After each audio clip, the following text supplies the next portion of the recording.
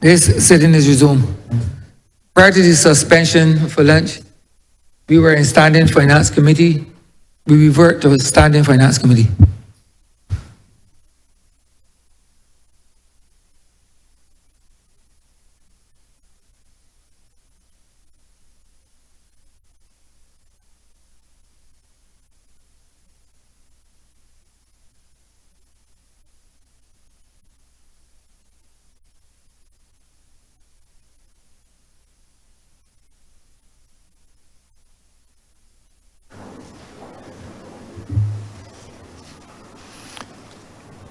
This Honourable House is now in Standing Finance Committee.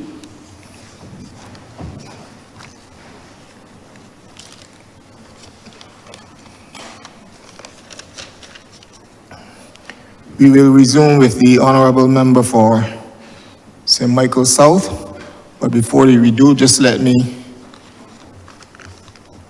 say to Honourable Members who have to address the Chair on this subject matter, we want you to get to your question early so that everyone listed or everyone desirous of speaking to be able to get that opportunity. You will always be able to come back later in the session with any follow-up questions that you would have. Honourable Member for St. John.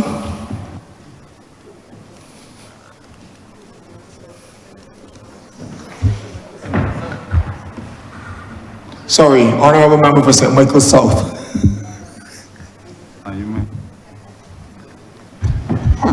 Thank you very much, Mr. Chair.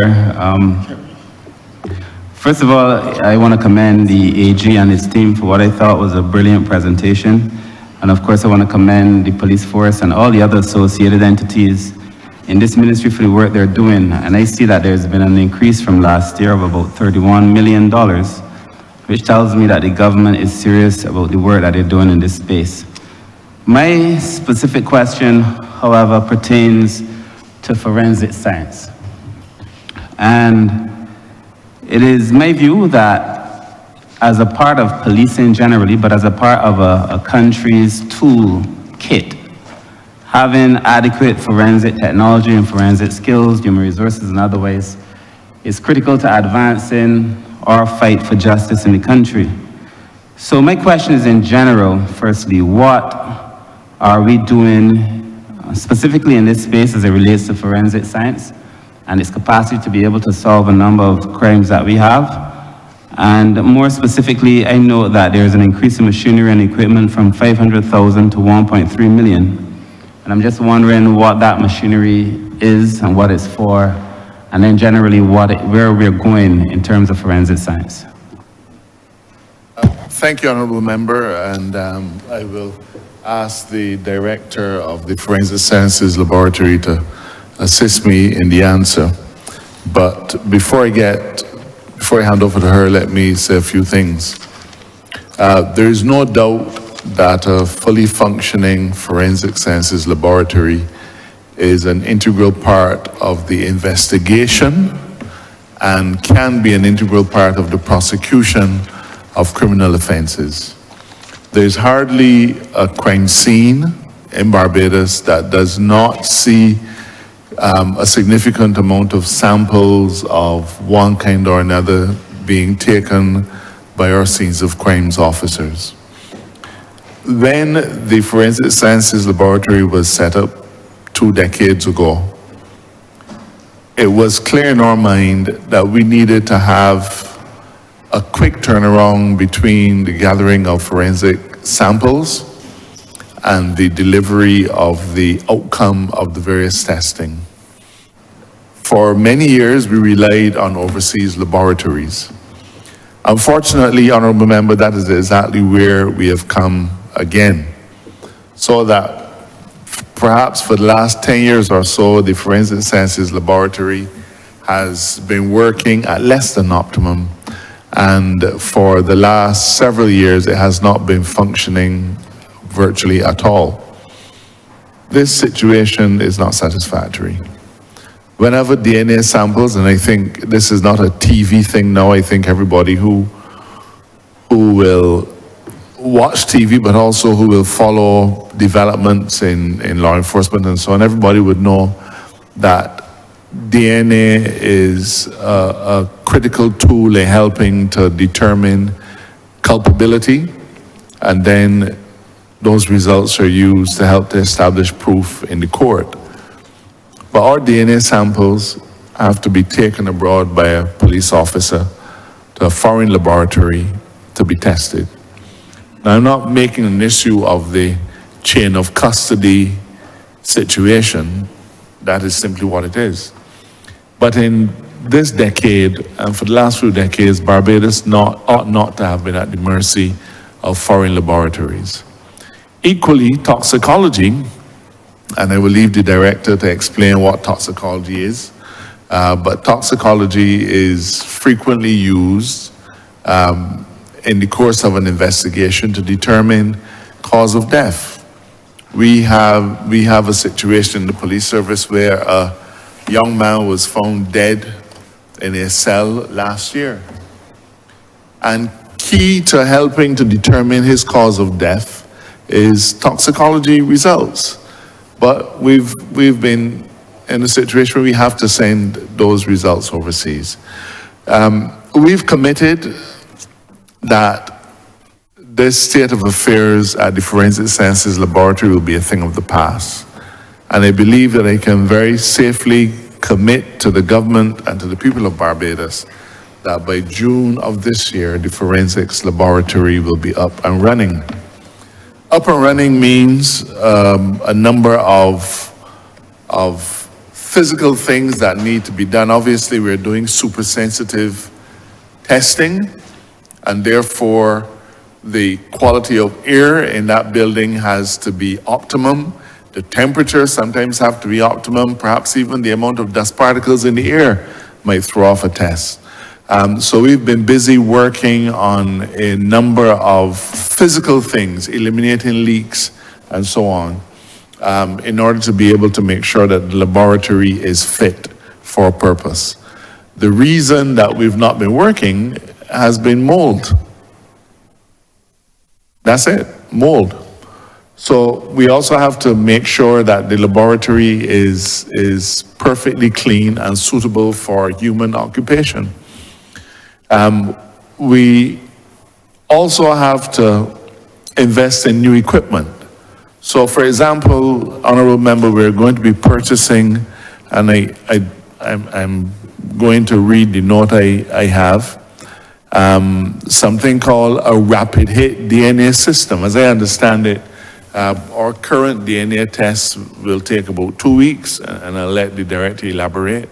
But now, anything called rapid hit, I suppose, should be fairly descriptive, and we'll be able to get those results back very quickly.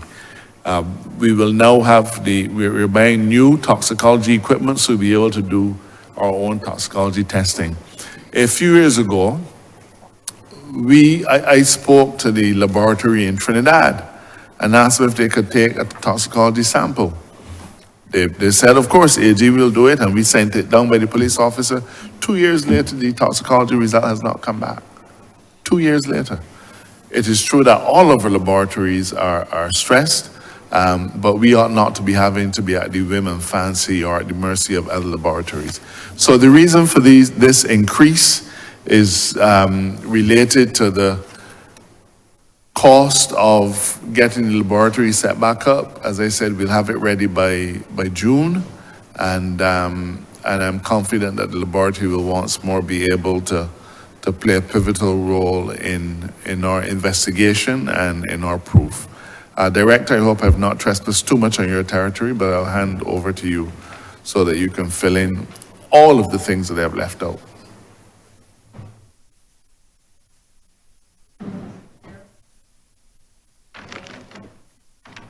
Yeah, it's on now. Okay, good afternoon, Mr. Chair. AG, thank you, everybody. My name is Cheryl Corbin. I'm the Director of the Forensic Sciences Center. I don't need to elaborate all of our perils and trials and tribulations over the last few years. Everybody knows what that is. So it's better for me to speak to where we are now and how we're going to be moving forward. As the AG had said, we could not do a lot of work in the building because the environment was not appropriate for the scientific analyses. And one thing that I stood firm on is that I would not allow any of my scientists to work in areas that were compromised, because then it meant then that the accuracy and the confidence in the results that would have been got would not be satisfactory to the court, okay? So going forward now, there are pretty much three main areas that we have been not being able to service. The first one is toxicology. Now let me be very, very clear. Toxicology basically is the identification of any poisons or substances that would be adverse to human beings. And the challenge is that it is not just toxicology on the living. The way how the investigation is done on post-mortem cases is totally different to how it is done on living samples. And post-mortem toxicology, the majority of forensic labs in this region do not do post-mortem toxicology, which is one of the challenges that we would have had in trying to get some of those samples overseas. However, we have already purchased and paid for the piece of equipment that's going to allow us to do post-mortem toxicology, and that should be landing anytime in April. So we can safely say that that service, which would be scientific support to any forensic pathology that is done on any bodies, we'll be able to provide that service fairly quickly. Okay. The second thing in line is as it relates to cases involving gun crimes, cases involving narcotics. Most of our equipment or gas chromatographic machines with mass spectrometry and so on, most of them are at end of life because they're over 10 years old. Granted, the technology, even though, you know, they're still plodding along, but the technology which would have presented itself as updated software and mechanics and so on, we thought it best, if we're going to start out now, let us get the pieces of equipment that will last us for at least another good 5 to 8 years, so we don't have to stop and start all over again. So we have already purchased one GC, and the other one, we are hoping to have that done this financial year as well too. AG and PS know how to deal with that part. And once those come in, then again, we will be able to give the support to the police service as it relates to the narcotics cases. I just want to say here is that even though everyone thinks that we were not working at all, that in a sense is not really very true, because the chemistry department, the chemistry section, we refurbished an area on a level in the building that was not compromised, and they were able over all this time to continue providing the service to the Barbados Police Service as it relates to their narcotics cases, and in some instances those cases that involved firearms, to be checking for the firearm discharge residue and so on. That basically allowed for to not have any backlog in the narcotics cases. And as far as I am aware right now, all cases that have been submitted for suspected narcotics are up to date. They've all been analyzed. So now moving on to the aspect of DNA. But before I say that, the reason that one of the advantages of chemistry being able to work is that we were still able to one of our clients that we had had for years, which is Dominica. They submitted quite a number of cases to us over the past few weeks, and this is going to give us substantial amount of revenue as soon as the financial year opens. So even though we're down, we're still not totally out. Now, as it relates to DNA, this has always been a challenge, but the 10 years or however long it is that we have been off, we have now been able to catch up with technology. This new piece of equipment that we're getting, which is called a Rapid Hit ID DNA system, it is an exceptionally rapid DNA platform, and it generates all of the lab quality forensic DNA profiles that we need.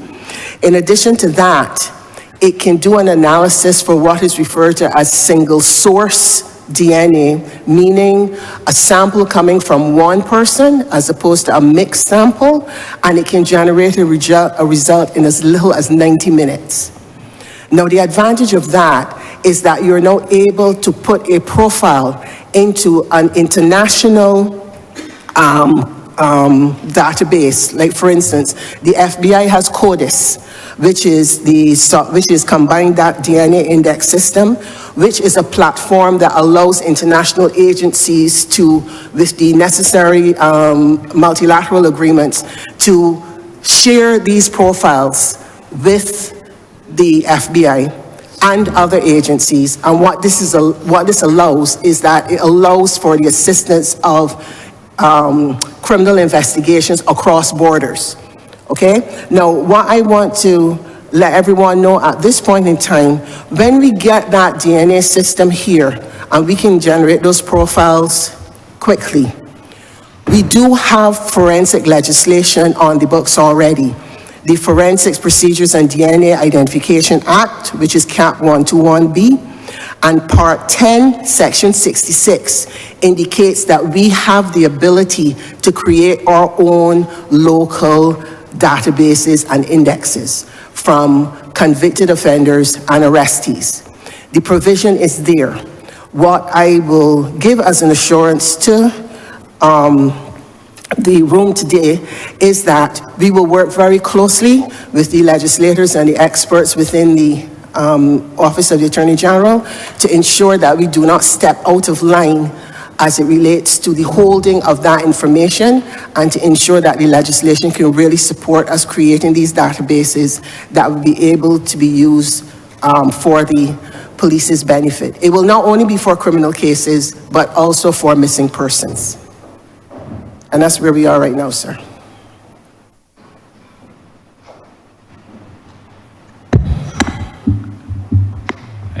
Thank you very much. Thank you very much, AG, and thank you very much to the team. My second question is in relation to subprogram 243, payment of claims made against the Crown. Now, you know, many people lament that when there is an incident that involves government having to pay, it can take a while. And I see here we've allocated $1 million for the payment of claims made against the Crown. I would just like to know, on behalf of Barbadians, what are we doing to be able to expedite this process, if indeed we are doing anything to expedite the process, and what comfort they can take in the fact that we have a government that has allocated these funds and the extent to which they will be able to access these funds within a respectable time. Thank you, Honourable Member. The first thing I'd like to remind the Chamber of is that the amount that is allocated for claims against the Crown, and if you check historically, you will find that that amount is always set at $1 million. So it is, you will never in any estimate see any variance in that figure from one year to the next. The reason for that is that the relationship that the ministry has with the Ministry of Finance, as long as that amount is depleted, it is topped back up by the Ministry of Finance, simply because we take our obligations in relation to claims against the Crown seriously. Second point I want to make is that when we say claims against the Crown, these are claims in the nature of litigation, even though litigation may not have been commenced. I make the distinction, in other words, between a claim for monies due on a building contract. A contractor who is building a building for government and sends in a certificate for $300,000, that's a claim against the Crown too. But that is not one that will be covered under this head unless a dispute ensued and litigation was likely. Delays in this system, let me tell you that Chambers has just under 20 attorneys at law. Chambers is divided into three sections: advisory, contracts, and litigation. Chambers is the lawyer for the public service of Barbados. While it is true that some departments will have their own attorneys, such as the Ministry of Public Works, they have 2 lawyers. National Housing has about 4 or 5. Who else comes to mind? But there are several. The Ministry of Public Service, they have 2. So you will find that there are lawyers scattered all across the public service who, in a limited way, deal with questions related to claims.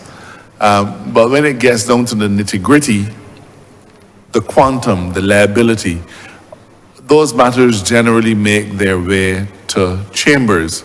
In fact, we have an anachronistic arrangement where the Ministry of Public Works is able to look at, because people have claims against the Ministry of Public Works all the time. They carrot drop in a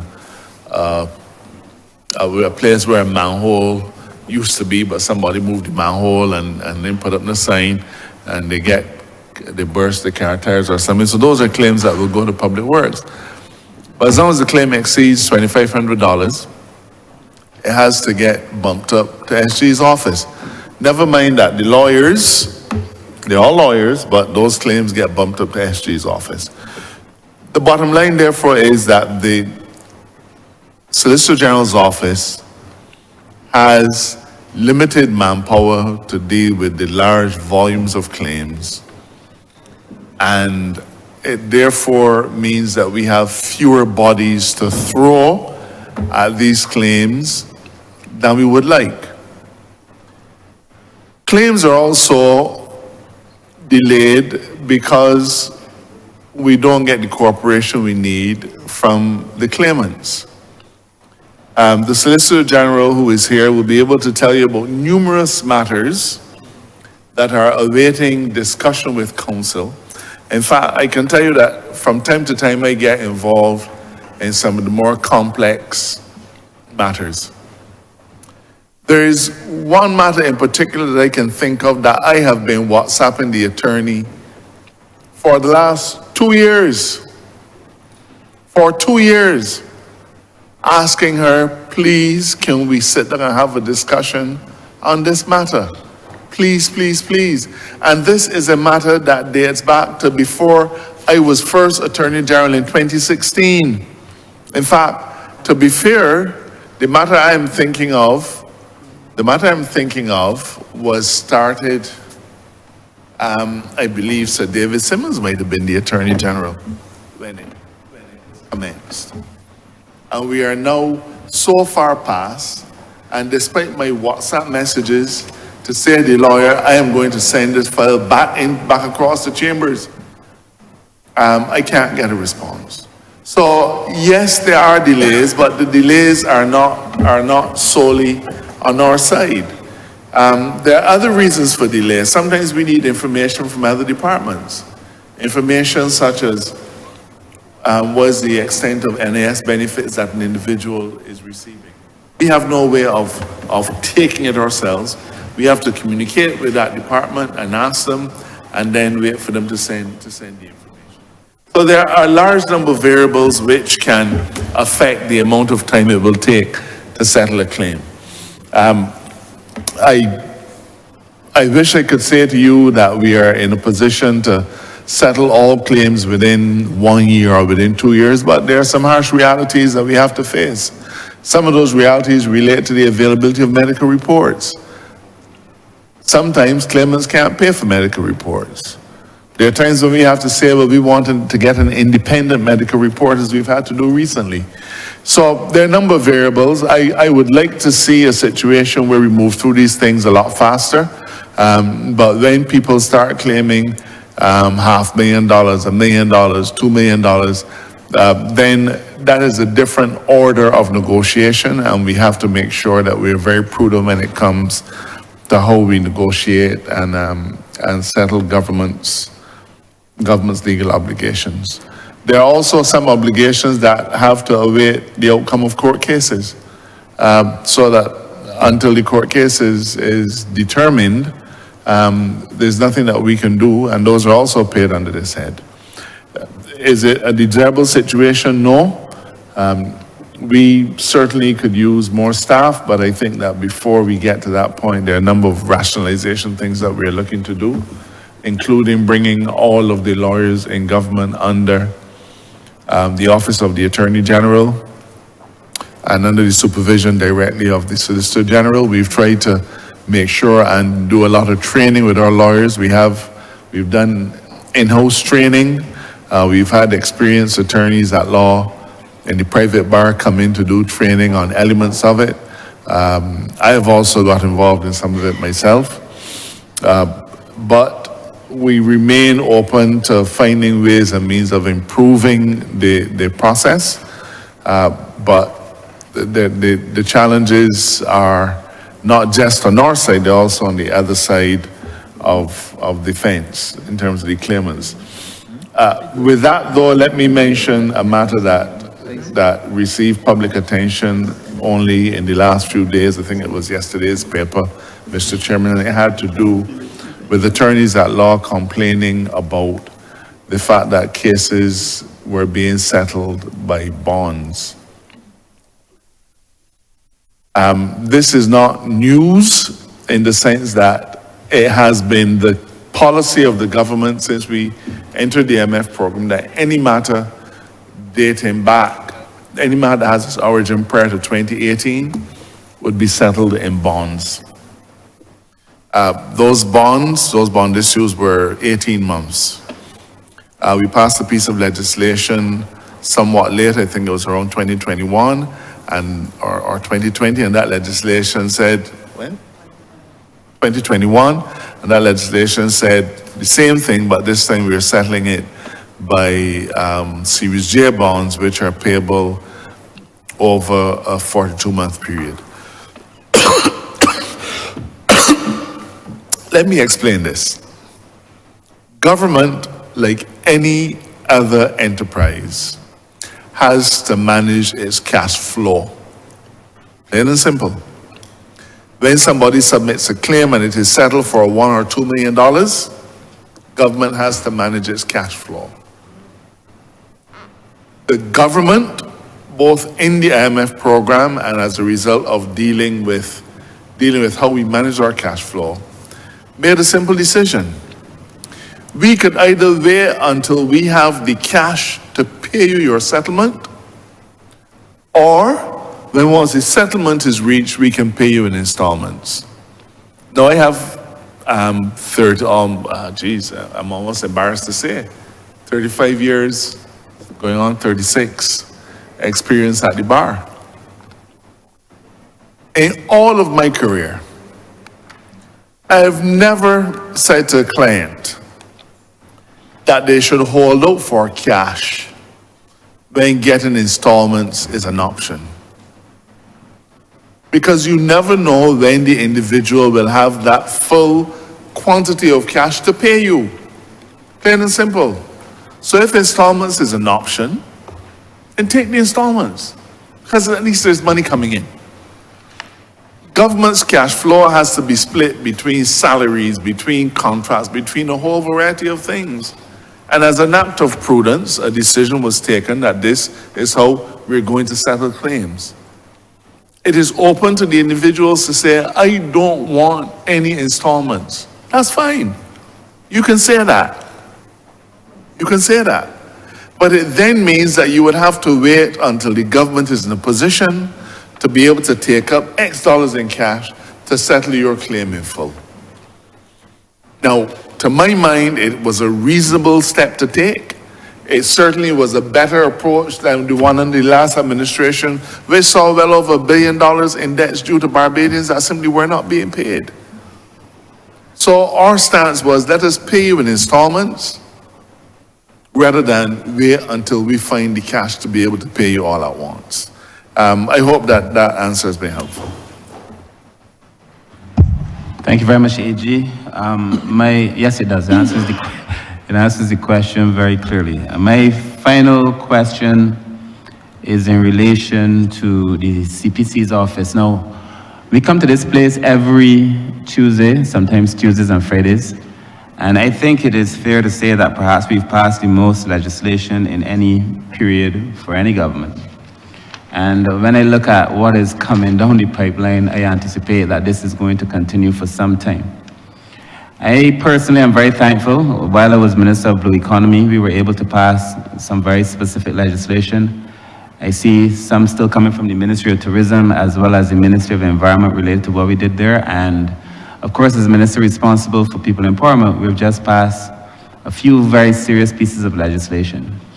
And we have two more. I think one should be laid next week as well. I say all this to say that the CPC's office is obviously working extremely hard, but I wonder if there's a question there on capacity and what we're going to be able to do to expand it, because the work that has been produced is of the finest quality. I personally want to thank the CPC myself, because I know she's been responding excellently to the work that we've done. But I just wonder what the plans are, because you know, throughout the public service, we've been asking our public servants in some cases to go above and beyond, and the CPC's office clearly has done a lot of work. So I'm just wondering if there's any plans there to strengthen that particular department, and considering what we have done and what it is that we are about to do. Let me join you by thanking CPC's office as well. I guess the person who sits in the AGC get the cursing and the credit all in equal measure. So I get the cursing, and then I also get the credit for passing a lot of legislation. But the truth is, the Chief Parliamentary Council's office, headed by this current chief, have been real soldiers in this exercise. I've had the benefit of working with two different Chief Parliamentary Council since we came to government in 2018. The first one retired, and the current one, the current chief took up office a few years ago. Well, no, sorry, this is the third one. Sorry, the third one. So two have retired, and this current one is now in office for, I think, the last 2 years. They have all three of them work above and beyond to meet the government's requirements. I have to tell you that you all are my colleagues, but you annoy me greatly. You annoy me greatly. Then you call and say, man, you can't get this due quick. We want this by Friday. And sometimes you fail to recognize that the drafting legislation, if it was so easy, you all could do it. You are requiring sometimes individuals who frightened for seawater to draft 2,000 pages of laws dealing with the blue economy. You're asking individuals who don't know how to plant a piece of cuscus grass to draft the most complex legislation on agriculture.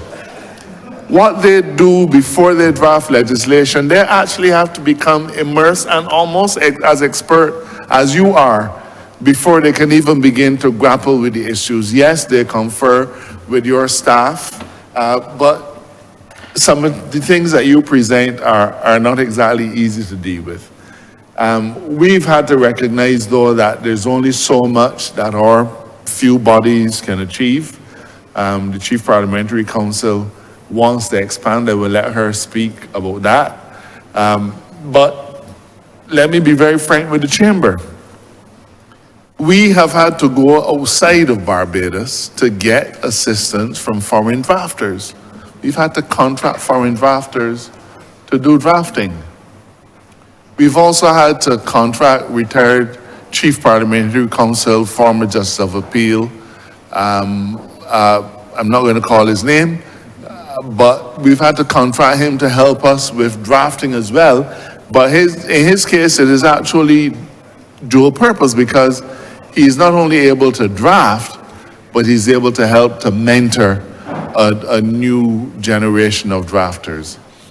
Drafting shortage, or the shortage of draftsmen, is not a Barbados thing either.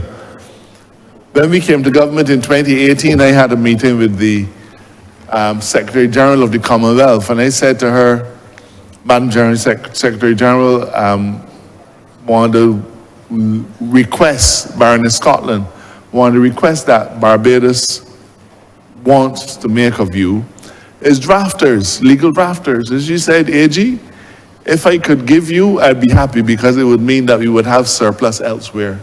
She said to me that there is a shortage, there's a dearth of drafts persons across the region. 2 years ago, when we were faced with the need to draft some complex maritime legislation through the Office of the Clerk of Parliament, we reached out to the UK Parliament and to Canadian Parliament and said to them, do you have any people who might be available to do contract work on drafting for us? And happily we found some individuals, and therefore we've been able to get some drafting done outside of Barbados, but it has of course to conform with our norms. We're working on draft pharmaceutical development legislation, and for that we're having to relate to draftspeople from Rwanda. But we've had instances where people that we've worked with formulate language in a way that is completely alien to ours. And we try to say to them, you know, we can't pass this as a law. Sounds perfectly all right to you, but that's just not our idiom. That's not how we do it. So they labor mightily. It is hard work. But without them, this chamber and many of our efforts could not function. Let me warn that we are looking to see how we could devolve the drafting of smaller instruments onto ministries, because it's taken up a lot of their time. So notices under the Tourism Development areas under the Tourism Development Act, things that are a paragraph long, that are formatted and follow a particular norm. We don't really think that we need or drafts people to do it. Resolutions for Parliament, land resolutions, housing resolutions. Many of these are things that can be done in-house and then sent up to Parliament or other places for action. But those are steps that we hope to take in the coming year to ease some of the burden, so that we will leave them available to do the work that they need to do, and that is of such great value to the chambers. I'm going to hand over to the Chief Parliamentary Counsel so that she can supplement what I've said.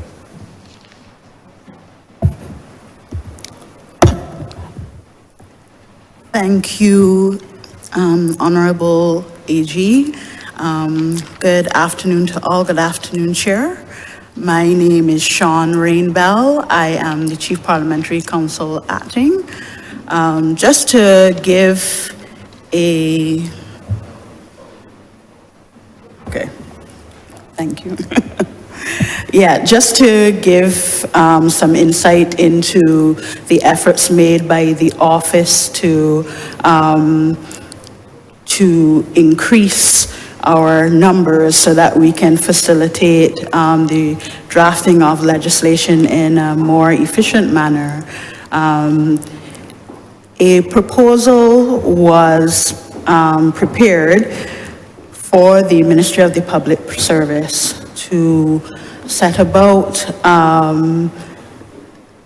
the appointment, facilitating the appointment of 4 additional officers. These officers would be differing in rank, so more often than not, you would need officers to do the rank and file work, and then officers who would have more experience dealing with more complex matters. So in all, it would be 4, and I have been assured that more will come in the appropriate time. We also have put forward proposals for the strengthening of our support staff. This is in relation to the drafting, the legislative drafting assistants, who not only do day-to-day typing for the drafting office, but many of them are equipped with paralegal type qualifications, and that assists officers in a lot of the research that is required, and then also with proofreading of matters. So we have been making slow progress in trying to increase the number of the office, but at the moment, in terms of our present complement, I think that we have been performing mightily, and I thank you all for your support in assisting us in getting the work done. Thank you.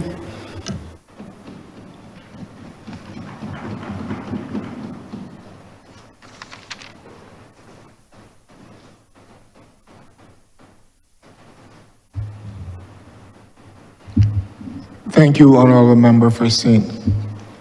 Michael South. Honourable Member for St. John. Thank you, Chair. First, I just want to respond to the Honourable Member of the Opposition because it seemed to be besotted with the ministerial project. And it is interesting that on this island, he's the only person who seemed to have a difficulty with the ministerial projects. We have not had at the ministry a single complaint from community clubs, individuals about the ministerial project. And at the very basic level, and I'll speak about St. John, we have issues with some animals, some cows and stuff that are running on the field. So what we're trying to do is to protect that. They're also rodents, so we are rat-proofing the facility at Gore Hill. Mr. Speaker, Chairman, sorry. The Honourable Member also referred this morning about seeing 7-year-olds walking. And I'm happy that he's using a youth lens because I'm using a youth lens too, sir. And I want to say to you that on the 23rd of January this year, I saw some young people walking as well. Walking at a graduation put on by Project Dawn. And I would encourage you to go on YouTube and plug in the graduation for Project Dawn to see if you are seeing anyone from Paradise Village, Scarborough, Carter's Gap, St. Lawrence, or Pegwell at that graduation, because I saw youngsters walking, Honourable Member. My question to the Attorney General and his team that are doing such a fantastic job. I see in the estimates there was mention of change agents. Can you speak to what exactly are the change agents within the ministry? Thank you very much, Honourable Member. Through you, Mr. Chair. Change agents within the communities identified to the National Crime Prevention Program early by the Barbados Police Service through their stats department. They would have identified for us in the very early stages of the programs particular communities that were specifically at risk. And what the program has sought to do and has done is to recruit persons from within those communities who have a level of respect in the community, those who would have turned their life around in the community. And the change agent is those persons who would engage with those specific community to specifically bring out the at-risk youth, hard to reach youth, and in some cases, those seen as impossible to reach youth. We talked a lot about the parent programs earlier, so they would have interacted with a number of the parents. They have interacted with the community, the blocks and so on. They've started some adventure clubs, and the adventure clubs is really a direct response to the blocks. A lot of our young people would tell you that they don't have anything to do or anything exciting to do, and therefore a lot of them get into a lot of mischief. As you would appreciate, idle hands are the devil's play shop, and therefore the adventure clubs are supervised, set up, and facilitated by these change agents. And the final thing I'll say on that is the change agents have been mandated to work with all the existing systems to bring a level of collaboration and complement what is being done already through the community policing, the youth commissioners, community development officers, and other people working in the community. But that in a nutshell, Honourable Member, is what a change agent is. Thank you. I also need some information about the mediation department. I think that is something that is bearing some fruits. Can you expand, please? You say what department? The mediation department. Mediation, okay. So you would have heard mentioned when we talked about conflict resolution, violence reduction, retaliation, mediation, and mitigation. That is under our violence reduction pillar. And it's not a department per se, but this is one of the responsibilities of ILS. And again, working closely with our partners in the Barbados Police Service, and also persons of the general public will reach out to us. There are very specific cases that come to mind where you have persons who would be in fights with one another. In one case, I remember what the police would term seriously bodily harm, although it may have been reported or not reported. But what will happen is you will have parents reaching out and say, come and get these children before they kill one another. What the ILS would do is they would go out and actually work with each side until they bring them together. Now, some people may gather over a cup of tea, some will gather over a bowl of soup, but they actually have a mechanism which is called from war to the barbecue grill, where they actually work with persons who want to retaliate against one another and work with them to a point where they go up and do a barbecue and eat and break bread together. As the Attorney General said in his opening, there were 23 such interventions, 24 such interventions. 15 of those have been resolved so far. So ILS actually goes out when people are at war with each other, in conflict with each other, even sometimes having to go to the hospital or the clinic and start communication and mediation with people before they get to the stage where they want to retaliate or, in simple terms, kill each other. And that's what the mediation program is under the ILS program.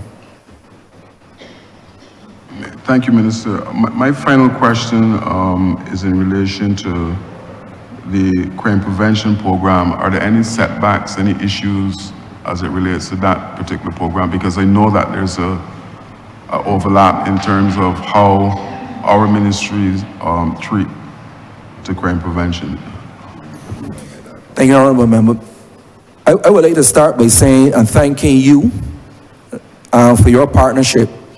In terms of the Ministry of Youth, Sports and Community Empowerment, as you will know, we've had a lot of joint meetings together because our mandates are similar, where you work with young people 9 to 29 within your mandate, and those captured in our mandate, high risk, at risk, and young persons at the primary, secondary, and tertiary risk levels, not school level, at the risk levels. We've had occasion to meet together to work with the various programs and so on, where we have similarities, we collaborate and join forces, make sure that we collaborate so we don't duplicate the use of taxpayers' money. But if I had to point to a setback, I would say it is really we have a competitive disadvantage in a number of ways. I said this before, and I use this opportunity to say it in the House, that when a set of gun-toting criminals or vagabonds or persons want to get up and commit crime, they get up and commit crime. Obviously, because of accountability, transparency, and accountability, in order to match their programs, we have to go through a pretty long and stringent process. Committees, we have to do cabinet papers, National Security Council, and so on. So we had a time disadvantage with the criminals. Criminals just get up and go. But obviously, when you're working in a system like this, you want to have that flexibility. So we're looking at ways to maintain the accountability, but still to be agile to respond to the nature of crime, which is very, very agile. The second one, and I'll probably just do two, is comparative or competitive disadvantage in terms of narrative. And the reason I say that is because some people say thought is cheap, but when we seek to politicize crime, what actually happens is you actually strike at the heart of sometimes the effectiveness of the programs. So for instance, it is very easy to see crime, it is very difficult to see crime prevention. So the 13 violence interruptions will not make the front page of the paper, but the one that doesn't go through will make the front of the paper easily. So that is one. Two, crime is always a sexy topic, not just in Barbados, but around the world. I think you would have heard before, if it bleeds, it leads. So when you have persons committing violence or crime, it is easy for the narrative to get behind that. But a parent program, a 11-page feature, a community pop-up, cook-off, these different things are very hard to get out there. So that's really been one of the setbacks. And again, it strikes at the morale of the project unit, the change agents, sometimes even myself, to have to battle more, spend a lot of time, fighting the narrative as opposed to fighting crime, as I thought in my one naive way when I started that we would have all come together and work together for a common purpose. So Honourable Member, to answer your question directly, I think that is one that really has struck at a setback within the program. Even in terms of organizations, people who wanted to come on board, work with the program, provide assistance, sometimes the thought that we feel is cheap becomes very, very expensive when people pull back. So those are the two main things I believe have been setbacks for us in terms of trying to battle agility and battle the narrative. Thank you, Honourable Member. Thank you, Minister. Chair, that is my tree. I yield back. Thank you, Honourable Member for St. John. Honourable Member for St. Andrew.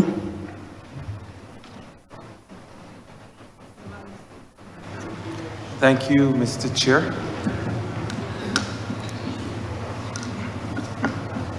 My questions are, I believe, more related to the National Peace Program and to the Minister with responsibility for that program. In your lead-up, you spoke about the successes of the program, National Crime Prevention Program. So my first question is, what are the rubric or the criteria that you use to determine or to measure success of your programs? All right, thank you very much. Great question. We spoke about progress and not success. I just want to make that clear. Again, people may think it's language or semantics, but these distinctions are extremely important because particularly when you're dealing with tertiary crime prevention, again, that is rehabilitation. You have people who may backslide into crime and different things like that. When you're dealing with the tertiary risk level persons, that persons involved in crime, you may have that same phenomenon occurring. So what we look at in terms of progress is in quantity and quality. I would say for the overall program, because we are still in the nascent, in the new stage of it, the Criminal Justice Research and Planning Unit has been tasked to do evaluations of the various programs, and that evaluation is ongoing. But for the green shoots that we would have seen thus far, that we have seen so far, we look at, for instance, with the Flip the Script program, as you said, we have just over 160 young people involved. And what we look at is the number of those young people keeping on the straight and narrow path. We see that as success. In terms of the parental programs, you would appreciate that in some cases, in most cases, you would need time to see the various progress of those programs or what you determine as success. There are pre-parents in the program. Therefore, you would appreciate, you would need at least 15 years to see any success in that program. They are parents of toddlers and so on. So the rubric that we use is really looking at the number of people we get into the program and then if the objectives of the programs are met. The overall goal of the National Crime Prevention Program was to look at how do we reduce serious major crime homicides along with our partners in this office and others.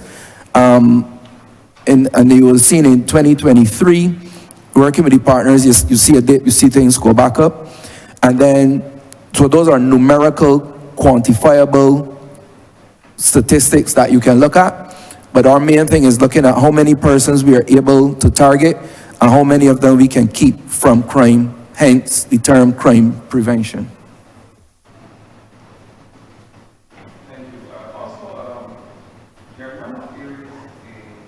Certainly in Barbados, in the urban spaces especially, where we would consider them to be hotspots. But over the past few years, we have seen some areas in the rural Barbados beginning to warm up.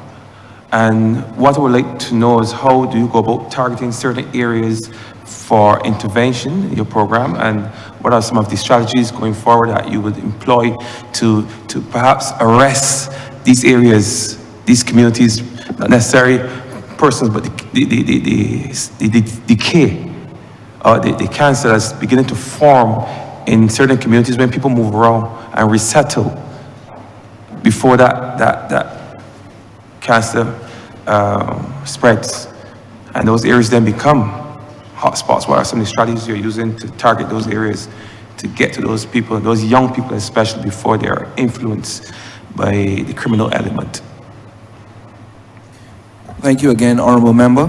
So we use two different methods depending on the type of programs. There are universal methods that we have, and we also have targeted methods. So in terms of the data-driven, evidence-based method, we use the geospatial map of crime provided by the Barbados Police Service. We use the BCO, which is the Barbados Crime Observatory, and we use research coming out of the Criminal Justice Research and Planning Unit. So for our overall universal programs, we acknowledge that Barbados is not urban Barbados and rural Barbados, but it is the Republic of Barbados. Said in this chamber before, Barbados is too small for us to say, let's focus on one particular part of Barbados. Everywhere in Barbados is about a bus ride away, about half hour away. A bus can travel, a gun can travel, and ammunition can travel in less than half an hour to any part in Barbados, about. So therefore, that is why we have universal programs. Looking at the data that we have and suggesting where crime is, and I will talk about the geospatial map. So the Barbados Police Service provides us with a geospatial map of serious and major crime, and we reverse engineer that map. That map is telling us where crime is occurring. What is important is where the crime is coming from. Where the crime is occurring will be good information for the police, for their patrolling, predictive policing, etc., etc. But where the interventions are most needed, and these will be the targeted interventions now, would really be where the crime is coming from. One of the things that I can alert the House is that the fact that back in 2016, the Criminal Justice Research and Planning Unit did research of violence in the schools. One of the interesting things coming out of that study is there is a direct correlation, and I think if we go deeper, there will be a direct causation of the top 6 vulnerable schools with the zones and the feeder zones of those schools. So in other words, the same information provided to us by the Barbados Police Service trace back to the zones feeding the top 6 vulnerable schools in Barbados. So that is the sort of thing that we use to target the programs, the schools, the communities, the age groups that we target. Highlighted by Criminal Justice Unit recently, you've seen that we've had a drop in the average persons being held and charged for murder. We're looking at between 16 and 18. So you will see a lot of focus going in there at the tertiary level, risk group, for that particular age group, and going younger because you can't wait till they get 16. If you're 16 and picking up a gun, the intervention must not start at 16. Remember that just 5 years ago, these would have been sitting down in a hall somewhere, graduating, hair comb or plaque, uniform, bright-eyed and bushy-tailed, getting ready for the world, and then something happens within that 5 years. And it is the responsibility of not just the Office of the Attorney General, but the Ministry of Youth, People Empowerment, Education, and so on, to continue to work throughout these age ranges to ensure that we keep them on the straight and narrow path. But to answer your question, we are certain that we are covering all areas. Remember in Chamber last year in this same exercise, there were a number of colleagues who operate from the north of the country that were adamant in representing their constituents to ensure that they want programs too. And the National Peace Program under the National Crime Prevention Program have delivered programs from St. Lucie to St. Philip. But there have also been a scientific and evidence-based way that we've gone on to do additional programs in a targeted way using the Barbados Crime Observatory, the Barbados Police Service Crime Stats Office, and the Criminal Justice Research and Planning Unit. Thank you. My final question, you made mention about the allocation of funds. Can you speak and maybe perhaps elaborate more on the allocation of funds to various groups and how the use of those funds impact the program? Thank you very much again, Honourable Member. So we spoke about the phases within the program. I didn't get to elaborate on them. I'll go through them quickly and then I'll match it with how the funds are allocated. Phase 1 of the program was reducing the heat on the street, and that's why the violence reduction pillar was the first out of the blocks. We had to get control of what is happening. Phase 2 is situational crime prevention, and that is working with colleagues in here to ensure that we have the requisite debushing, patrolling, CCTV, etc., making sure the situation for criminals are very difficult. Phase 3 is where we want to spend the bulk of time and bulk of attention and bulk of funding, is preventing people from becoming criminals in the first place. In phase 3, there are 5 sections, and to make them easy to remember, I say them like this: entertain, brain, train, sustain, and maintain. And I maintain that these are not just rhymes. These are a very strategic way of addressing the issue. So in entertain, you will see that we have a number of entertaining things. That is why we talked about being young and you want to travel fast and you want to do risky things and you want to be involved with the horses and the bikes and these different things. That is the entertain. But the mission, the motive is really to get the captive audience of these young people to come forward. And then we do the brain. And the brain is really like the flip the scripts, the flip the script, the higher heights and so on, where you're trying to get the mindset change of these young people. Now, most social ills have said, unless you attack the mindset, you are going nowhere. And this relates to poverty, crime, drug abuse, anything. If you don't shift mindset, you are really wasting money, spending money, and not investing money wisely.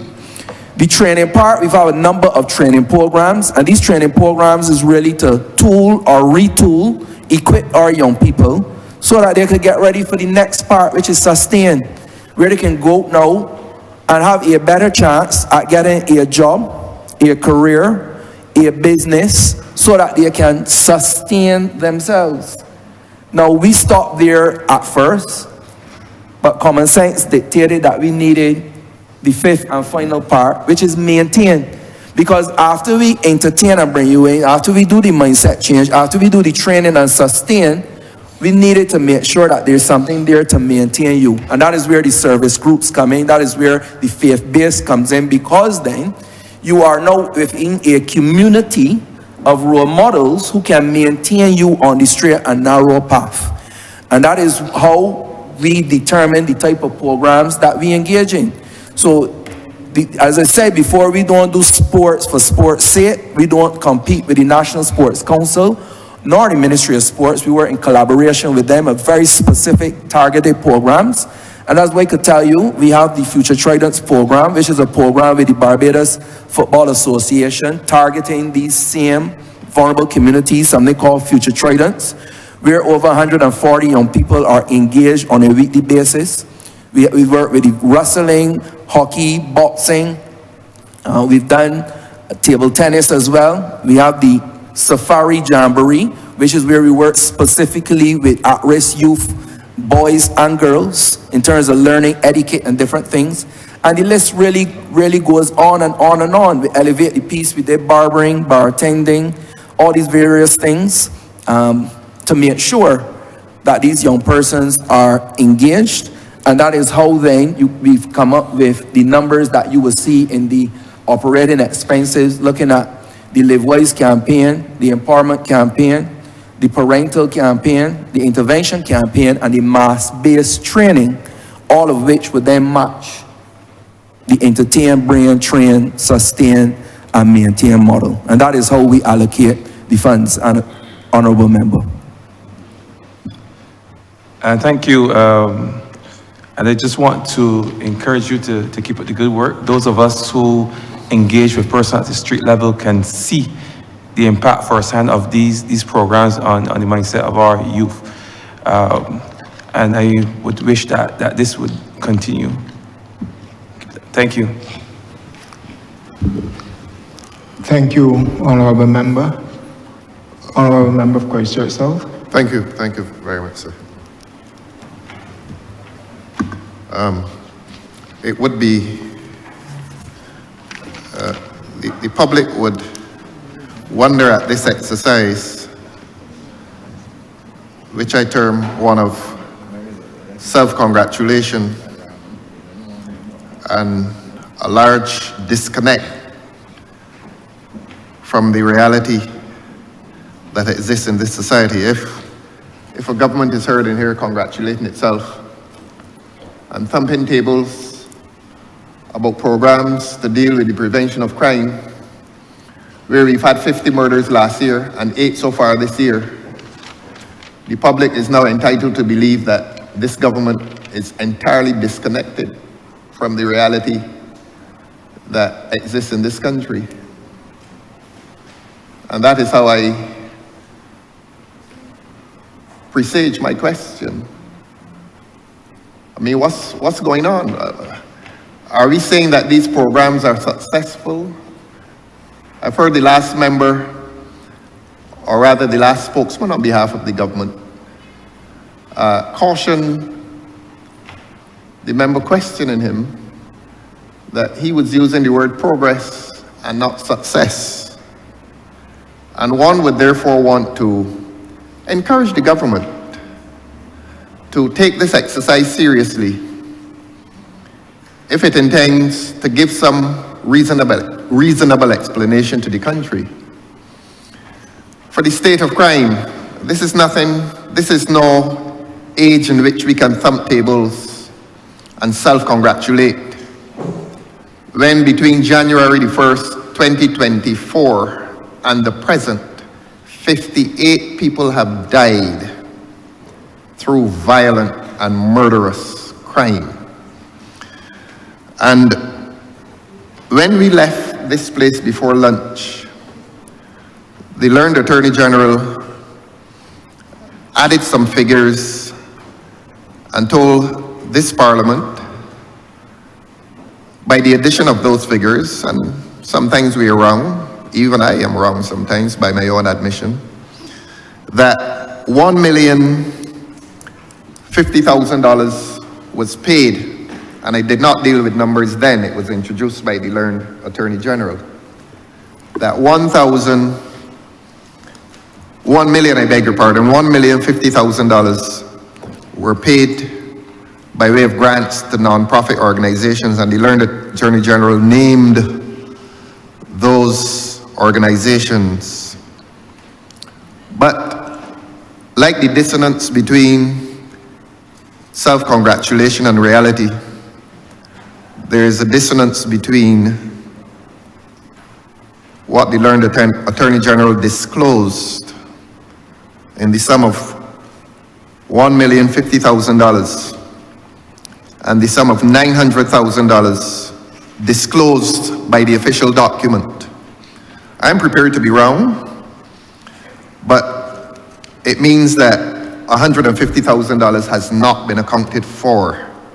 What I want this learned Attorney General to account for now is a promise made late last year while there was a raging discussion about violent crime. And I am entitled to use my terms, and I describe what happened in the aftermath of that discussion as a diversion in a national discussion as to violent and murderous crime. The government somehow related tint on car windows to violent and murderous crime and told the people of this country that they were going to pass what we term colloquially tint legislation. I'm entitled to tell this country and this parliament that on every occasion I have come to this parliament since then, certainly including all of the sit-ins of this year, I was promised that tint legislation would have come to the parliament. Maybe we've had 3-4 sit-ins, excluding today's, and that promised tint legislation has not come. It is my view that, having heard what we heard this morning, that persons who are known to be involved in crime are now the beneficiaries of government's official policy that lick and lock up done with. And that was the utterance of a senior minister in this place. That persons involved and known to be involved in crime are the beneficiaries of some principle that lick and lock up done with, and they can now expect to benefit not from financial assistance, but we've heard that there's some distinction between financial assistance and financial empowerment. So, while they benefit from financial empowerment, and the drivers of over 100,000 vehicles in this country that may have tint nervously await their penalization and perhaps even criminalization, but let us stay with penalization for the time being. While they await the sword of Damocles, the governmental sword of Damocles, that is about to fall on the heads of innocent people, including young women who drive home at night behind tinted windows so that they would not be seen by those men who are involved in robbery and murder. I want to ask this Attorney General, and I'm not going to use the emotive language as to when the sword of Damocles in relation to tint will swing, but when will that legislation dealing with tint come to this parliament? I'm obliged. The honourable member asked one question, but his precatory remarks, Mr. Chair, do move me to make a few comments before I get to the question of when the tint legislation will come. I'm happy that he's so excited that it is another item in the arsenal of law enforcement, but we'll come to that in a moment. First of all, the honourable member once again demonstrates that he does not understand even remotely what the figures in front of him in what he calls the larger book. Well, Isn't help that me. the larger I book? don't know everything, help me. He doesn't quite understand the figures in the larger book. Help The me. figures, Help the organizations, figures, 900,000. Help us all. Mr. Help Chairman, us. Honourable member, you spoke in silence. Thank you. Allow the Honourable AG to answer. I want that rule to apply at all times. I'm obliged to you, sir. the larger book does not attempt to give the answers that perhaps he was hoping to find there. The larger book talks about actual expenditure in the year 2023-24. Then it gives the approved estimates for the year 2024-25. Then it gives the revised estimates. Then it gives the budget allocation for 25-26. None of these figures could even say what the actual expenditure for the financial year would be, because at this point, we still have another 6 weeks to go. So I don't know what he's expecting to see here, but unfortunately it will not be here because that is just not how the larger book works. Now, as for Tint, I'm happy that he My wants question Tint. this morning related to 23-24. I beg your pardon, sir. I'm happy that the honorable member wants to talk about Tint. He operates on the assumption that we are visiting upon the public of Barbados some horrendous regulation that will serve to put Barbadians under the boot of the government or under a state of oppression. There's hardly a country in the world, let me repeat, there's hardly a country in the world that does not have Tint legislation. Even Barbados has Tint legislation. People are being charged in Barbados all like no in relation to Tint. In relation to whether the tint is dark, whether you can see through the tint or not. The simple fact is, Mr. Chairman, when the honourable member looks at the legislation, he will see that it is expressed in very subjective terms and deals with the question of whether a person is visible through the driver's side window, as if the car ain't got other windows. Where the person is visible. So, with due respect to the commissioner on my left, a policeman with bad eyesight might find the clearest of tint might still be sufficient to conceal your member for St. James Central. Or for Christchurch South, for that matter. It is simply too subjective, and I'm surprised your member for Christchurch South has never taken it to Parliament to have it tested. So the point is, what is important is to set a standard for tint, as opposed to whether a police officer could see you through a window. That's too subjective. Almost every country in the world has those kinds of stipulations. Now, we've abided in Barbados with it for a long time. But Mr. Chairman, tell me that you don't feel a wince of discomfort as you walk along the street and you see a car that is so blacked out, you cannot see who in it, what they're doing in it. You don't know if they have a gun, a breadfruit, or 4 big rocks. You have no idea. Police officers that we praise today have to approach vehicles in the course of investigations, and these vehicles are so blacked out that they have every reason to be afraid to approach them.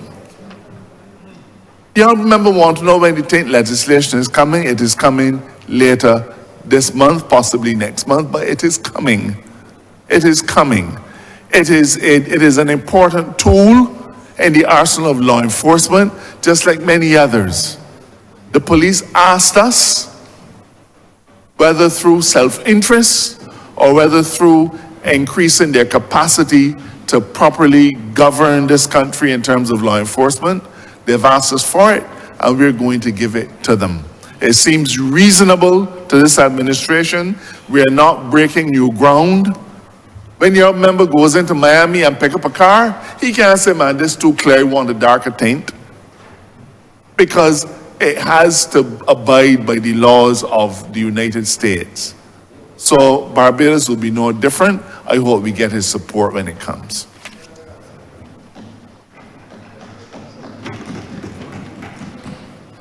Thank you very much. And related, and thanks for the sobriety of the answer, Mr. Giggles. As with legislation that deals with drunken driving,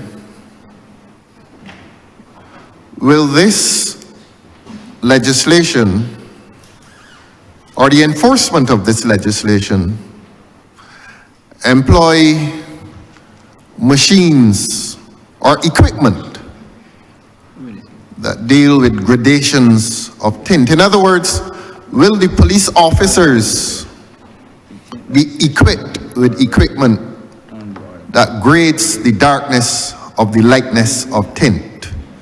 Since it is coming sometime this month or next month, one expects that all these matters would be resolved. That is my simple question. Will the police officers be equipped with machines that grade the lightness of the dark or the darkness of tint? Before you respond, Honourable Attorney General, let me read the standing orders here. Standing Order 37.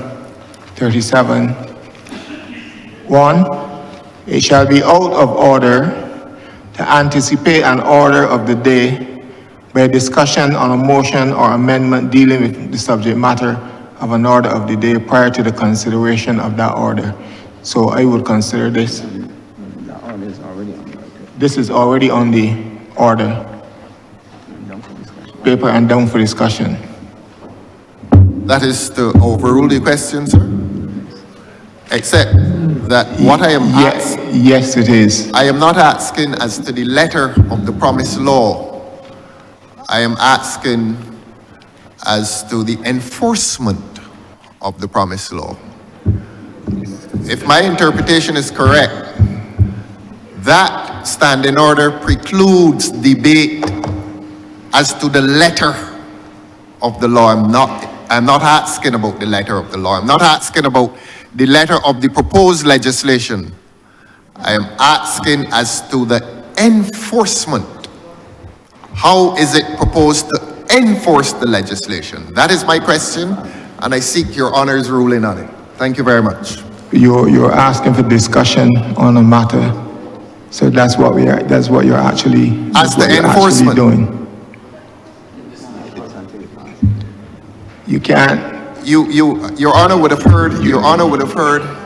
Your Honour would have heard the learned Honourable Attorney General give a rather extensive and detailed exposition as to tint,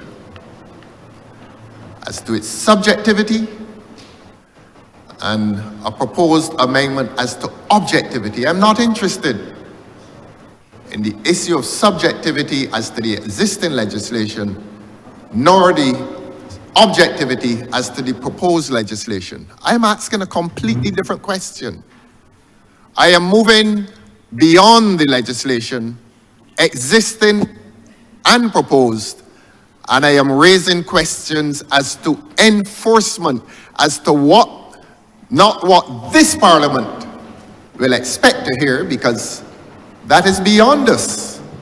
We can't predict what this Parliament will hear when it comes.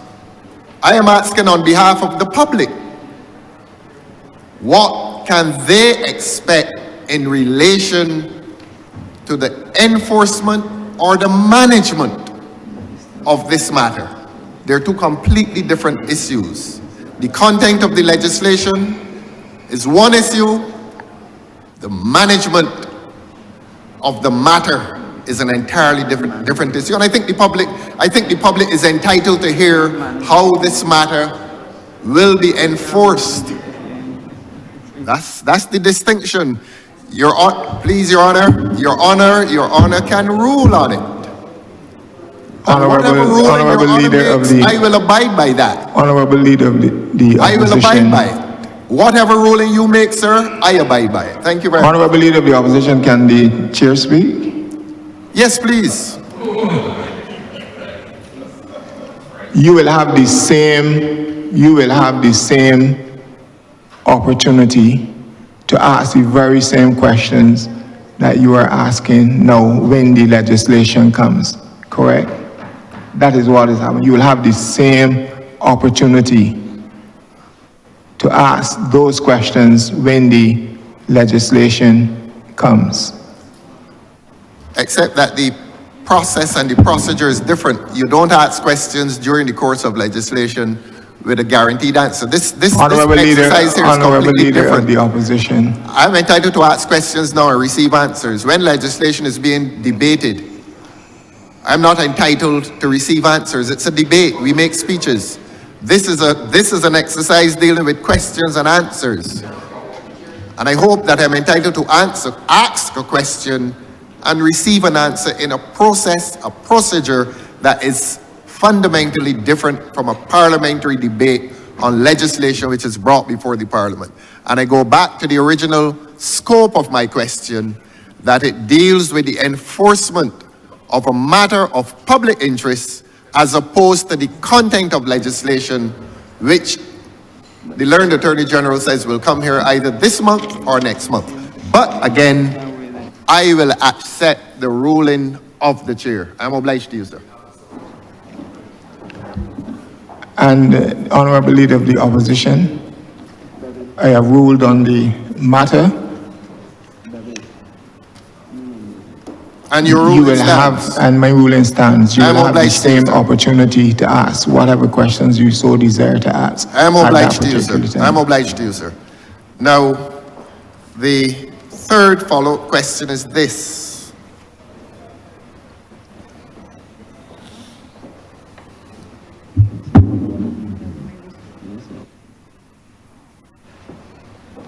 Whether the scheme, I'm not referring to legislation, again, I'm not referring to legislation. Whether the scheme for this widespread tinting of vehicles will require business persons to import and possess equipment for the grading of tint, or whether, well, I'll leave it there. Whether it requires business persons who apply tint to import and possess equipment before they apply that tint. In other words, will there be policing of business persons who will apply that tint? I'm obliged to you, sir. Mr. Chairman, I'm mindful of your ruling, and I don't propose to in any way aid and abet the breach of the standing orders by the Honourable Leader of the Opposition. I will say, inasmuch as he is interested in how the funds of the Barbados Police Service was spent in the last financial year. Yes. In the last financial year, the Barbados Police Service used some of its expenditure in purchasing 50 tint meters. Thank you.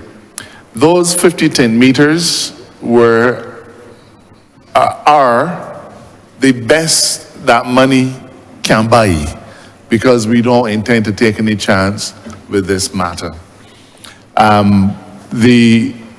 The lead up to the discussions on tint as the establishment of standards for tint as a measure as part of the law enforcement arsenal saw us meeting with all of the interest groups, and that included individuals who we met with virtually all of the business people who are engaged in the application of tint. And to a man, they all said, please let us know what tint meters you are going to buy, so that I don't have one meter and you have the next. So it is expected that individuals who are engaged in the application of tint will be buying meters. That's what they said to us. Because when an individual who put tint on his car 8 years ago Nobody don't remember what Tint that was. He don't remember. The body who put it on don't remember. So he drives up to the Tint workshop, and the person will be able to say, let me measure it, you're fine. Let me measure it, you're not fine. They have expressed an interest in having the machines. The machines are widely available. They're not expensive. Many have already purchased the Tint meters. The Ministry of Public Works, I believe, may already have purchased theirs, so that the entire system is ready for this. There will be no disruption to the business community. As I said, we met with them, and they were anxious to make sure that everybody was using the same meters, because they didn't want to have one body using a meter that might be any different. And the meters are not expensive, and I'm sure they've already bought, but the police already have their 50 meters in hand, and the training has already been completed. Thank you very much. And in a mature discussion, you will have answers that are consistent with sobriety, and I really am obliged to you. And this is the third one. I asked 3 questions in all, 2 were follow-up, and permit me to ask the third question, sir. No, Honourable. The third one, I asked 3 in all. The first one was...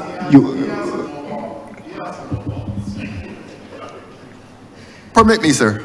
This is a democratic process. Definitely it is. And I hope you will honor that process. And it's a process of order as well. Beg your pardon, sir? It's a process of order as well. Yes, and I'm insisting that I asked 2 follow-up questions, and I was told that I had 3. Honourable Leader of the Opposition, you cannot insist with the chair. You're trying to overrule the chair? No, I'm not trying to overrule you. I'm reminding the chair as to what transpired over the last 10 minutes. That I asked 1 question, and then 2 by way of follow-up, and I was given the assurance that I have 3 follow-up questions. And we began by agreeing that your dispensation will be fair, and I consider that it has been fair for the whole day, and I'm asking you to continue, let us continue along that path of fairness. And if you do so, my third follow-up question then will be... Honourable member, you would be invited to come back. Thank you. Come back with the same question that I intend to ask now? It is a follow-up question. It is a follow-up question to what you will have Attorney another General chance, said. Honourable member, Honourable Leader of the Opposition. Let me then, without disrespecting your ruling, say to you that the question would have been that Honourable Leader of the Opposition, Honourable Leader of the Opposition, your time has expired. The chair has ruled. Time or number of questions, sir? Honourable member for Christchurch West Central. Thank you, Chair. In the interest of sobriety, I just want to take the conversation to sub-program 0240. And this program is dealing specifically with forensic services. I know it may not be what we would call in the whole legal conversation the sexy subject, but for me, science and forensics and the law, I think that they are equally important. And I just want to go into the question, and the question is that I recognize that since last estimates you would have put at least $800,000+ additional for the purchase of equipment to this forensic unit.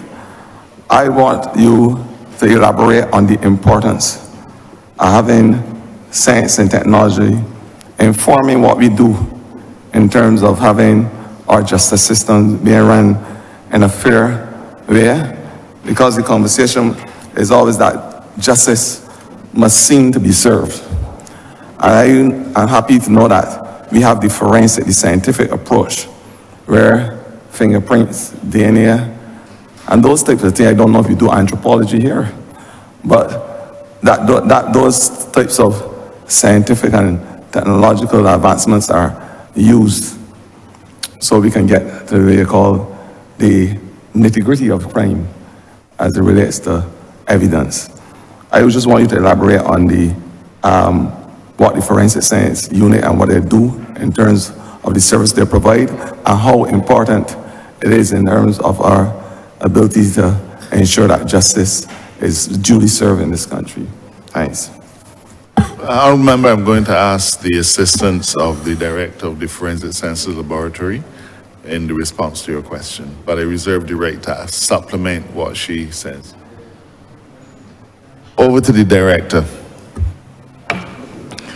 Good afternoon, Mr. Chair, and honorable members in the House. Just to elaborate, the Forensic Sciences Center is an integral arm of the judicial system, and we provide the impartial scientific support for the adjudication of all cases, especially for those cases that are within the realm of criminal cases. Now, the equipment is needed because in many instances, the equipment increases our visual acuity, meaning that we get to be able to see things that you cannot see with the naked eye. The major principle and tenet of forensics is Locard's exchange principle, which is every contact leaves a trace. So if you go somewhere and you leave, we'll find part of you wherever you went. Okay? Now, the amount of money that has been increased is primarily to purchase the DNA equipment that I spoke of this morning, which is the DNA rapid ID system that is going to allow us to achieve profiles of single source samples within at least 90 minutes. This in itself is going to improve the service that we can give to the Barbados Police Service, because we will now be able to assist them in getting profiles quickly and be able to see maybe where they have hits and matches between different cases that they would not necessarily be investigating on a similar level.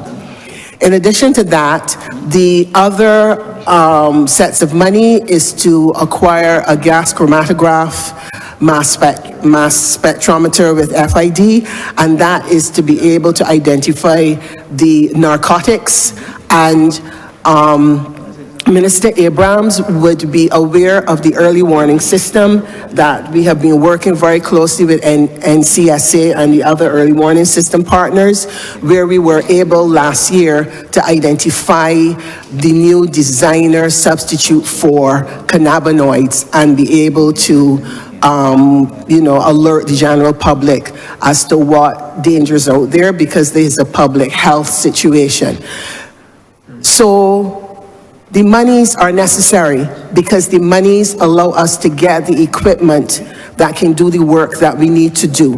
As I said before, our equipment is at end of life, and technology has changed so drastically within the past 10 years that we need to be able to work on a different platform. And again, our scope of services supports the judicial system, the coroner's office, the magistrates' courts, the Supreme Courts, to provide that impartial evidence, especially as it relates to drug cases where we determine whether there's prima facie evidence of the presence or absence of the narcotics. Thank you. My second question, I don't think it's a secret that my constituency was faced over the last year or so with a measure of gun-related crime. I have been at the center of discussions with both the family of the victims and the family of the perpetrators as well.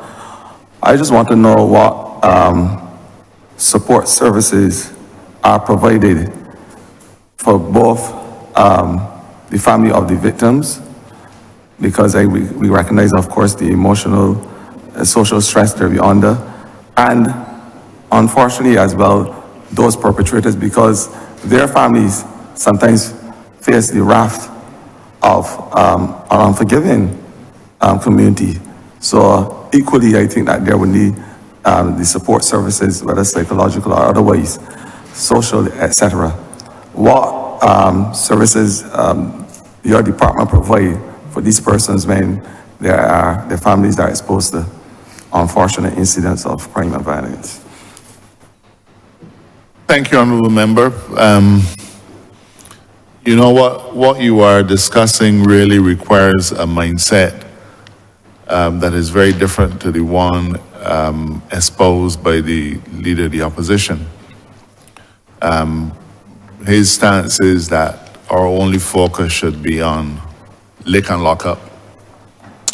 But we've come a long way since those times. That's why we could say that lick and lock up is done with. Pardon the poor use of the English language. Globally, there is a common understanding that in any criminal justice system, the victims have to receive equal treatment from the state, equal in measure to what the accused person receives. The state spends an awful lot of money in investigating crime, spends a lot of money in prosecuting crime, spends a lot of money in feeding the criminal, sometimes for 10, 20, 30, 40 years. Traditionally, Barbados has not in any measure focused on the victims of crime. In the instances of rapes and sexual assault, the police service did have an individual who would do counseling. In the case of many violent crimes, the police service has in its budget an amount of money to engage counseling services from one or two individuals or entities that provide counseling services. But beyond the counseling services, nothing. In England, for many years, there has been something called the Criminal Compensation Board. And the Criminal Compensation Board served the purpose of, firstly, assessing injury to a victim, generally physical injury, and secondly, paying to that victim a measure of damages, almost as if the individual who caused the injury was being sued in court.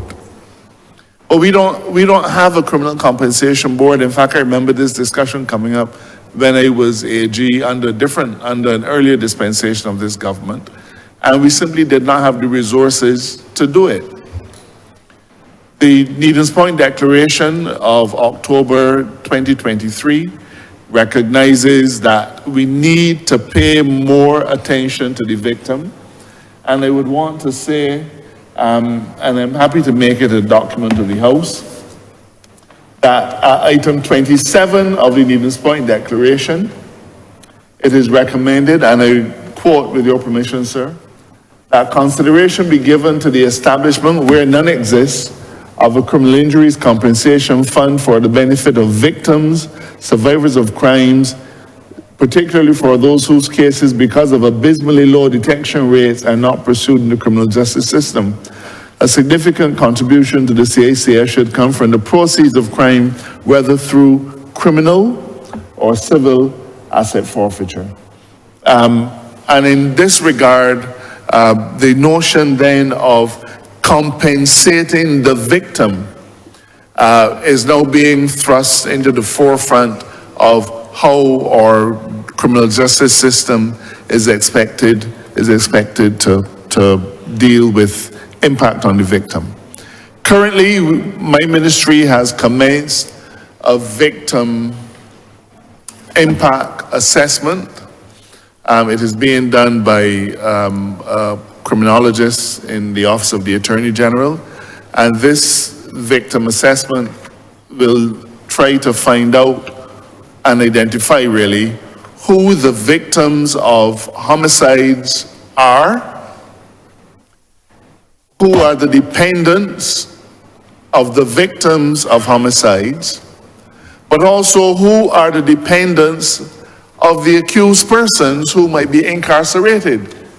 Because in the same way that the victim has independence, the incarcerated person might have children who are now robbed of that kind of support.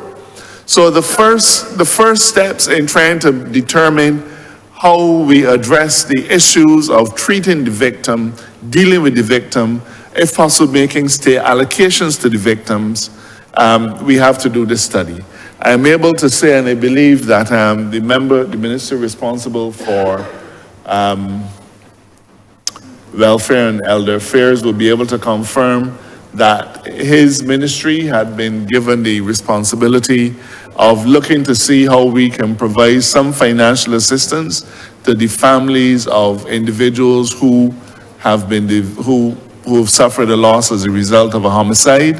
And I think that that program has started. I'm unable to say what the measure of that compensation or support is, but I say that this is new. This represents a completely different mindset to how the criminal justice system has been working in the past. It was almost as if, as long as the individual who caused the wrong receives their just deserts in the legal system, then we have no more to do with you.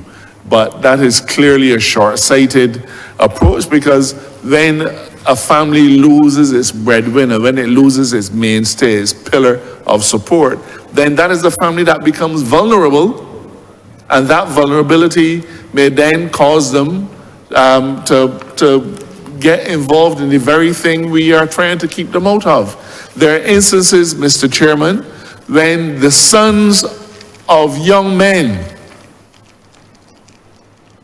or perhaps I should just say the sons of men, who have been murdered, have sworn vengeance on the individual who, in their view, committed the homicide. Now, that is a heavy burden for a young boy to carry. That at 10 or 11, as far as he's concerned, so-and-so killed my father, then I get big again and kill he back, again and kill he too. That's a heavy burden for a child to carry. And therefore, the state has an obligation to intervene in instances, whether by supporting the family, by supporting that individual, not just through counseling, but sometimes financial support, so as to ensure that that young man or woman does not follow that path that sometimes they swear to follow. I hope that that assists you in the general question. I can't tell you that there's any active engagement in terms of victim assistance in your constituency as you've asked, but I'm happy to look into it for you. Thank you, Adrian. I know that with my own personal experience, there were a number of, and I want to thank the members of the Barbados Police Service, for their efforts in my community, because I recognize that they reached out to a lot of NGOs who came on board as well, and other ministries, because it's all about partnership. I mean, we can't do it alone. My last question is one that I recognize, of course, that your ministry would have done a lot of work to ensure that the physical structures for the both judiciary and the police service in terms of the stations, that there were massive upgrades since 2018. I want to congratulate you for that, because those who are involved in this fight must be in a comfortable environment, and that is a given across the board. We have new emerging crimes with the new digital and technological sphere that we operate in. These new crimes have affected Barbados in a different way, total different way. With the emergence of these crimes, and you can speak about them in terms of what we are seeing across the board, because they are affecting Barbadians. What is your ministry doing in order to combat these new vagaries, recognizing, of course, that technology, and whether digital or other ways, is now being used in the whole thrust of crime? What is your ministry doing in terms of providing equipment, etc., to ensure that Barbadians are safe as it relates to these types of crimes? I'm going to ask the Commissioner to assist in the answer. Thank you. In terms of the whole technology rollout in addressing crime situations in Barbados, I must say that over time, we have received, that is the Barbados Police Service, have received tremendous financial input from the government in terms of sourcing equipment technology-wise to bring the police service into the 21st century. And we are fully engaged in that installation and placing the technology in strategic locations whereby it can benefit the police service and by extension, members of the public. So we have been reaping tremendous successes when it comes to operationalizing various facets of technology in terms of fighting crimes. And not only that, we have tremendous buy-ins from members of the public, business community, and a number of residents throughout the country. So whether it is in terms of seeing and knowing exactly what is happening in various communities and locations, we are engaging in that tremendously, and we continue to identify those points that we, as persons mentioned before, not only hotspots, but also those areas whereby when we go through various districts and do our analysis of locations, situations, and things like that.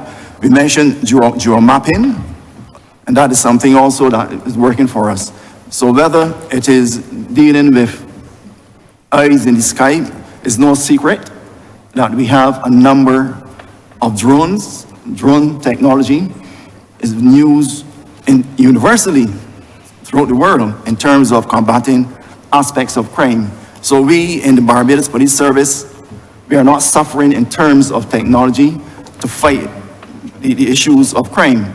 Now, technology will not work on its own, and that is why we are engaging members of the public who are willingly working with us, whether it is coming boldly and saying, well, I am X or Y, and I'm going to work with you and assist you, but also those who will use various means to communicate with us, whereby we would know how to employ technologies. I must congratulate members, especially in the business community, who also assist us in acquiring equipment so willingly, so we can utilize in terms of protecting our various communities. So yes, for us, community, for looking after the community, citizens, and the entire country, we cannot, in these modern times, do without the latest aspects of technology, and members of the organization, we are using it. And once we continue to get that financial support from the government side of it, that is a road that we will continue to pursue, because we know at the end of the day, we can achieve our objectives as laid out in our policing plan going forward to make the country safe and sound for each and every member of the public. So yes, we will look and see the latest state-of-the-art technology and place them in strategic locations going forward. Thank you. Thank you, Commissioner. I just want to comment lastly by saying that AJ, I want to congratulate you because I recognize in your estimate that you have put some money for a female dorm at the training center, and I want to say to you that since 2018, and to congratulate you for having and putting an equal trust and equitable trust in terms of advancing women within the police force so that they have that equitable and tangible stake, and I want to congratulate you for that. Thank you very much, Honourable Member.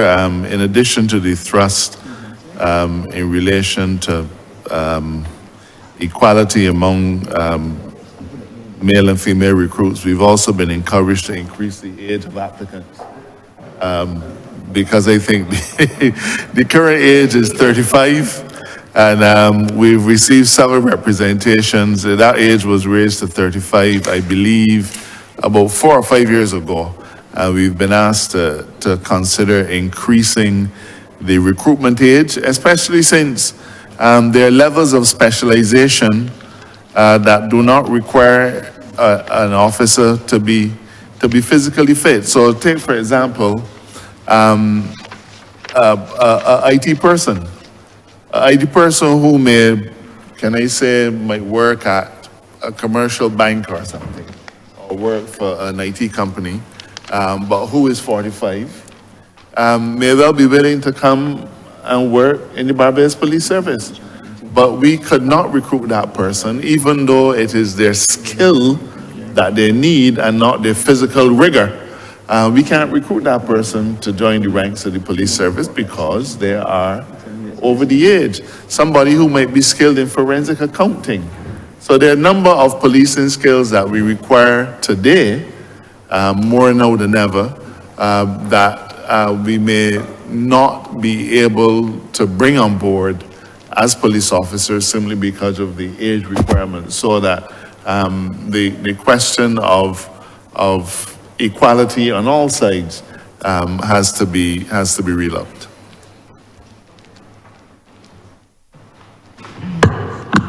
Thank you. AG, Honourable Leader of Government Business. Thank you, Mr. Chairman. I beg to move that you do now report progress to His Honour the Speaker and beg leave to sit again. The question is that I do not report progress to His Honour the Speaker. Beg for leave to sit again. All honourable members in favour, say aye. Honourable members against, say no. I think the ayes have it.